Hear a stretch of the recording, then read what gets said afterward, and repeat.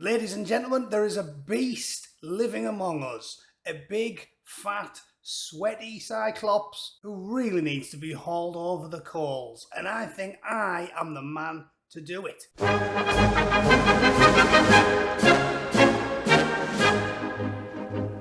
Now, I'm sure those of you that are over the age of about 25 don't really need any introduction into who Gordon Brown is. But for those of you completely in the dark, he is the former squatter, the squatter Prime Minister who took the reins after Tony Blair went and then entered 10 Downing Street without actually having a general election.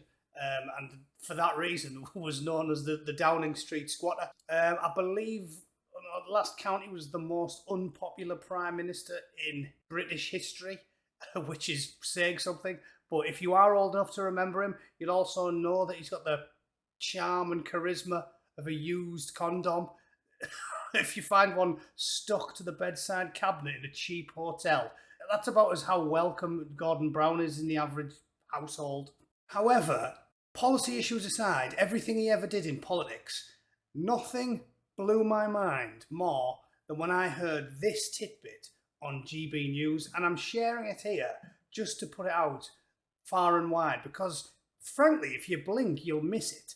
And nobody wants to talk about it because he's got powerful friends and he's a Prime Minister. However, just listen to this for a minute. It was an interview between Mark Stein, probably the best comical political commentator from the UK. Well, other than me, but I don't count, do I? I'm just a YouTuber that nobody watches. Thanks to Susan. But if you blink, you'll miss it. So here's the footage. I will, of course, link to it, timestamped in the description, so you can watch it and have your mind blown all for yourself. Have a listen. And I don't understand why the obvious position for any sentient creature is not to be on the side of the girls. Instead, these networks, they're networks and they're organised around things like the taxi firms or the hooker bars, so they're operating in plain sight. What the hell is, I take it, these policemen don't actually want to gang rape girls, but at the same time, they look at the girls and they look at the gang rape networks and they incline to the side of the gang rape networks. Why is that? You see, I don't blame individual police officers. I blame those at the top. And I go to the government because, you know, years ago, I know that the Home Office sent out a circular to all police forces not to investigate these crimes. That was an official... is that Home Office? The Home Office, yeah. Do you know who sent that out? I believe it was under the Labour government, which was, it was Keir Starmer wasn't the good. So it was Blair or Brown? It was Brown, Gordon Brown. Okay. That is my information. Did you get that? Did you get that? The Home Office sent out a circular telling the police not to prosecute large foreign men that were raping, torturing, and even, yes, occasionally killing children.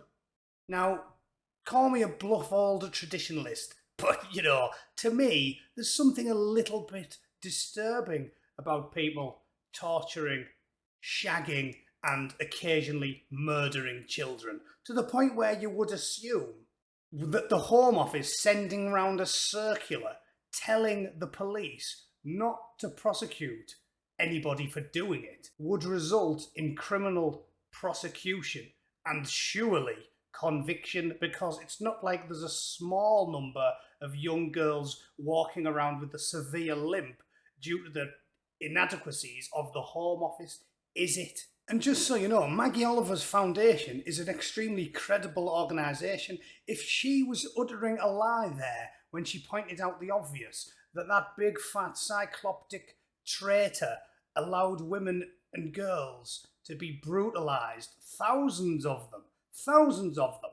not like it's a small thing, is it? Possibly hundreds of thousands of them. Nobody knows the true statistics.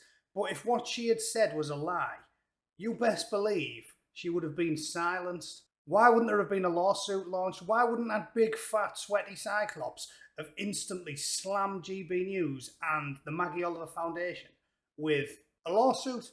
Slander. You have slandered and libelled me. You said that I sent her circular around when I was in charge of the Home Office and I told the police officers not to arrest dirty, horrible, noncy bastards. Why do you think it hasn't happened? Well, I'll tell you why. Because it's true.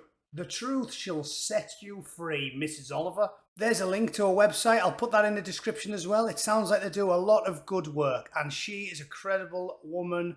Certainly credible enough where I believe her 100%. Do you? What motivation has she got to lie? So it all boils down to this. You know what's funny as well?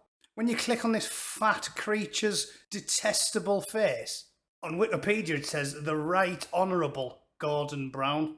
Gordon Brown has the honour of, well, I was going to say a rat, but even a rat, doesn't like to eat its own kids if it can avoid it.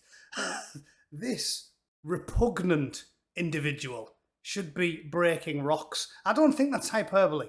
When you politically and cynically, and that's what it is, pure cynicism, when you cynically determine that you should ignore the torture and rape and murder of thousands of children because you want to win elections, because you've noticed that there's a very sizable demographic from one particular religious ideology that tortures and rapes children, but they're a sizable demographic in lots of those key northern constituencies, and you need your party to win them, so that you therefore turn a blind eye. Well, your one good eye. You turn your one good eye away from it because you want to win some elections. I don't think that it's hyperbolic for me to refer to you as human scum. You are the form that floats on the top of the barrel of piss. You are lower than a snake's bollocks. There is nothing more repugnant or detestable than you. Even someone like Ian Huntley, at least he only managed to fuck a couple of kids. Mr. Brown there helped it happen on an industrial scale, and as far as I'm concerned, the fucking toad should rot in a prison cell.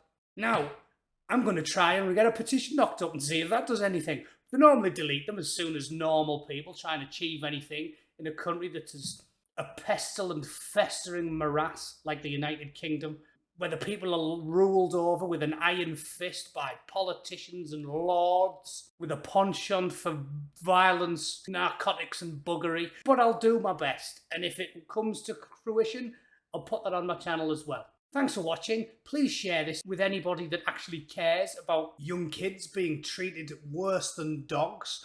And let's see what happens, shall we? But I had to get it off my chest.